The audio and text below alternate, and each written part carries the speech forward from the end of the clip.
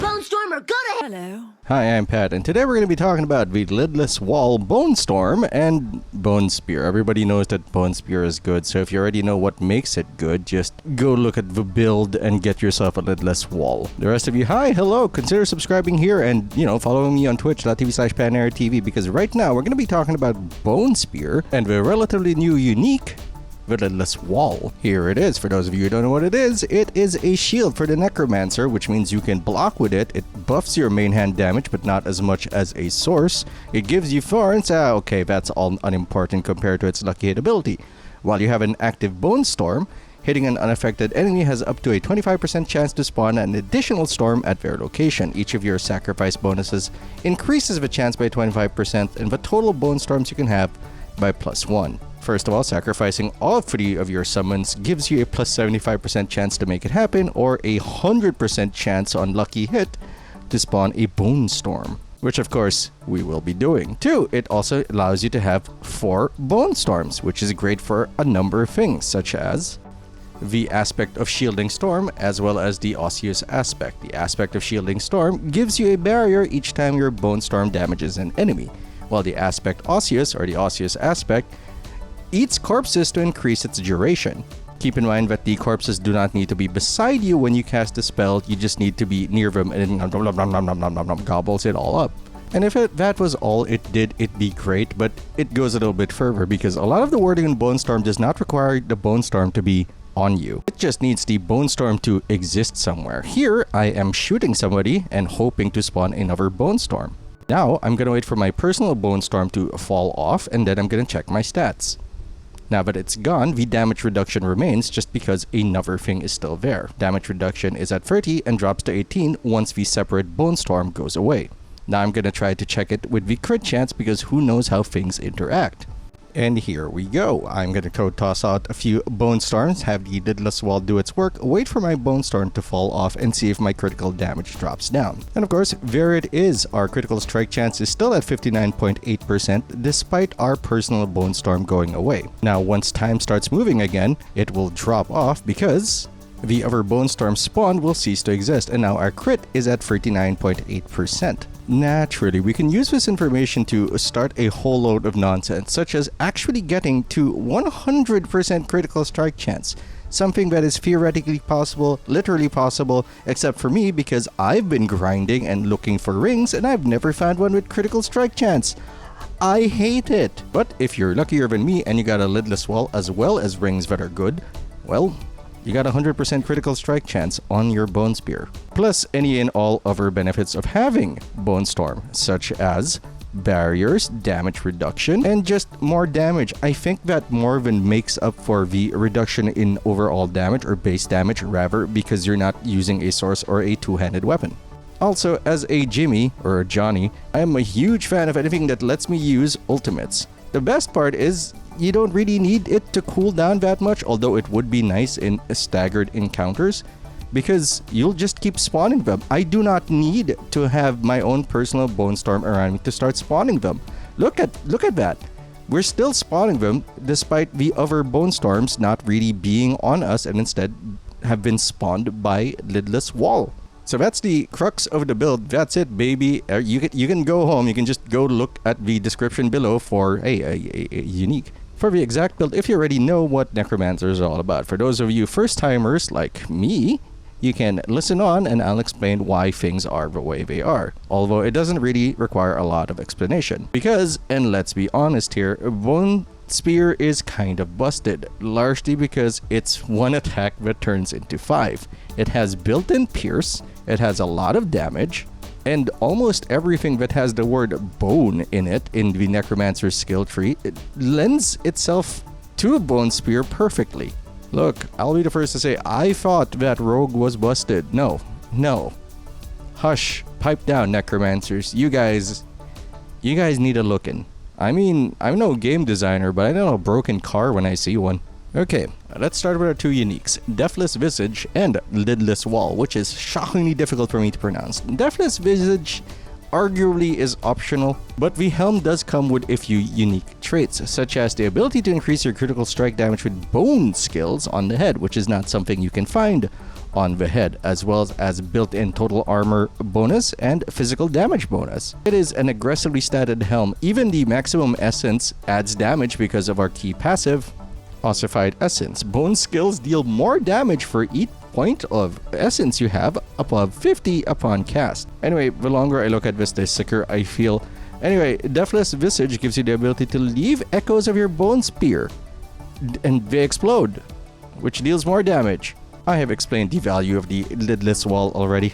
The funny thing is, this is one of those few builds that don't really run the generic stuff, which is a point in favor of the Necromancer. If you're running generic stuff, it feels like you're doing it because you don't have an option, but Necromancers, we got options. And here's the first two, the aspect of Grasping Veins and the Serrated aspect, either way. The first one, Grasping Veins, improves our critical strike chance as well as our critical strike damage whenever we cast Corpse Tendrils. The good news is, this season we have a Vicious Heart that allows us to just automatically activate Corpse Tendrils, so we are no longer beholden to its cooldown whenever we walk past a corpse. Now, as you can see on the bar, we also have Corpse Explosion on it because we need that for mana generation, and man is this thing hungry. Anyway, so for walking past a corpse, you get increased critical strike chance for 6 seconds and deal more damage if it happens to hit somebody that you haven't killed yet. You don't need to do anything, you just need to right click and kill something. And Serration, of course, improves our Ossified Essence key passive by also improving our critical strike damage, at least for bone skills, for 1% per each essence, up to 40%, which is not nothing, especially considering we're not going to be running a two-hander. Depending on your preferences, you might not even be running a sword. For Bone Spear itself, we are using the Splintering aspect. Bone Spear's primary attack makes enemies hit beyond the first vulnerable for 2.1 up to 2.5 seconds. Bone shards from Bone Spear deal extra damage to vulnerable enemies and pierce them. Funnily enough, that means your Bone Spear does more damage on the way back. I mean, sure, let's give it more benefits by allowing us to snipe dangerous units such as anything with a damage reduction aura. I'd say that you need to angle your shots properly to hit bosses, but you only really need to angle your shots properly when you are fighting a suppressor. The rest of the time, just fire. Just use the Bone Spear. It'll hit him. It'll kill them.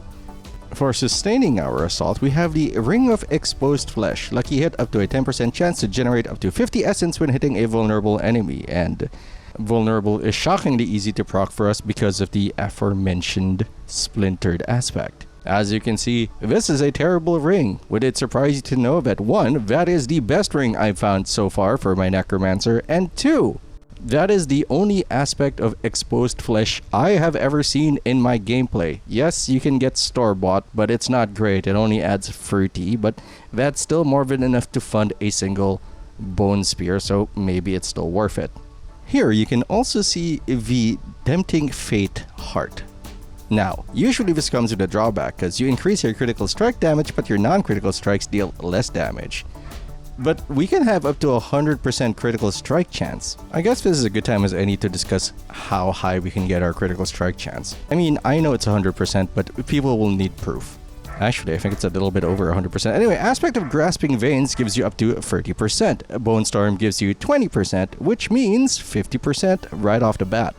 Visceration passive at base gives you 0.9% increased critical strike chance for each 30 essence you have upon cast. I believe I have around 50? No, wait, 150 essence, which is what, 2.7 increased critical strike chance, which doesn't seem like a lot, but it'll add up. So now that's 52.7%. Now let's throw in the Bone Spear node that gives it just plus 5% increased critical strike chance. Also, it fires more bone shards upon being destroyed, but whatever.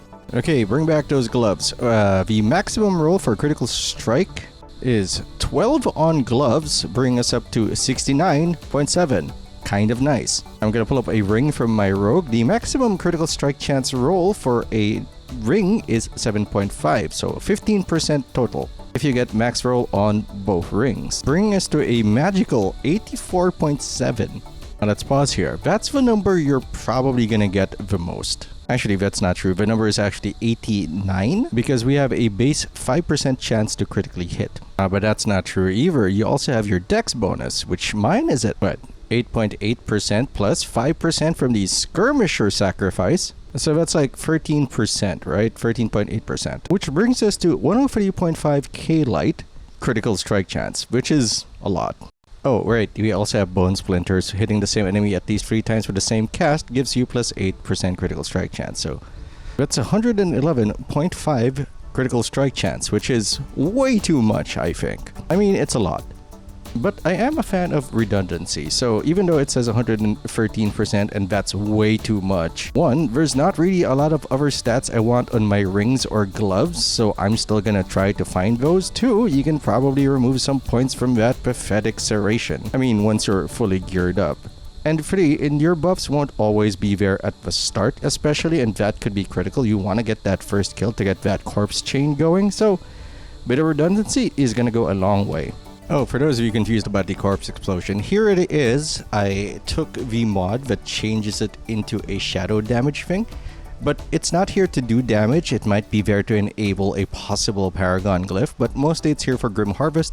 Consuming a corpse gives us 6 essence. It doesn't need to be consumed by corpse explosion. It's probably gonna get consumed by our Bonestorm, but fueled by death is also nice because it increases your damage for 6 seconds after consuming a corpse. Oh, and unsurprisingly, we are using the Barber, because why wouldn't you?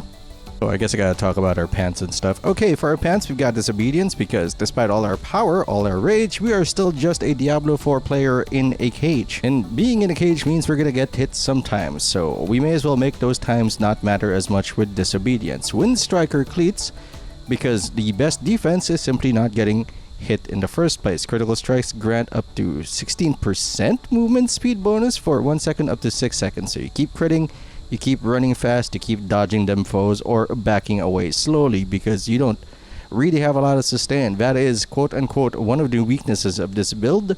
It cannot regain life short of pressing the potion button. Alright, the rest of the skill points will be in the link in the description below. Now let's talk about a few paragons.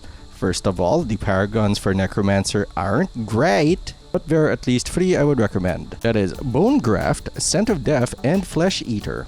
They're all about damage. Look at Bone Graft, it even increases your maximum essence, which increases your damage thanks to our passive. It's kinda nutty. Seriously, it's all damage. For our glyphs, it's Corporeal, Exploit, and Sacrificial. Corporeal lets you deal more damage. Exploit lets you deal more damage, and I think Sacrificial here, oh yeah, it lets you deal more damage. Oh, and we're using Scourge. At least I will be using Scourge eventually once I get enough Paragon points to increase damage to things affected by Shadow over time effects, which includes our Corpse Explosion. Territorial, I don't know, not really feeling it, but I guess if I want more, damage reduction. Playstyle, play far, play long. You do not want to be in the middle of a fight, even though you can probably survive it because of your high armor, the ability to block damage with your shield, as well as Bonestorm's inherent damage reduction. However, you have no sustain, you don't have a real escape short of Blood Mist, and it's a really good escape, but it's not always gonna be there. So the plan here is to be fast and be strong. Just shoot them from afar like a sensible person. Don't go up to them like you were a rogue or a barbarian or an arc sorcerer. You are a necromancer. Delegate the problem to your bone spears. If you see them at the edge of your screen, just fire away. Let them walk into the shards. By the way, if you don't know where the shards end, they end like right outside the screen.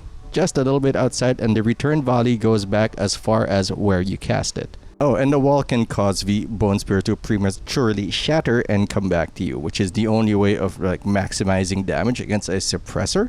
Just get in there and get their little circle into a wall, then shoot at the wall and hope for the best. But you're gonna be in a close fight for that. Usually I prefer to pull them with a corpse tendrils or whatever they're called. Move them, stun them, walk in, shoot, and leave. So anyway, that's the Bonestorm Bone Spear Barber build, which I guess I'm gonna call 3B, which is a stupid name, so I'm gonna find a different name. Hope you enjoyed the guide. If you have any questions, leave them in the comments below. And trust me, I know, this barely needs a guide. Yikes. Thanks for watching. Hope you enjoyed it. If you did, like, comment, subscribe. Follow me on twitch.tv/PatinatorTV. I'm usually streaming Baldur's Gate. Or whatever. I am Patinator. I will see you later.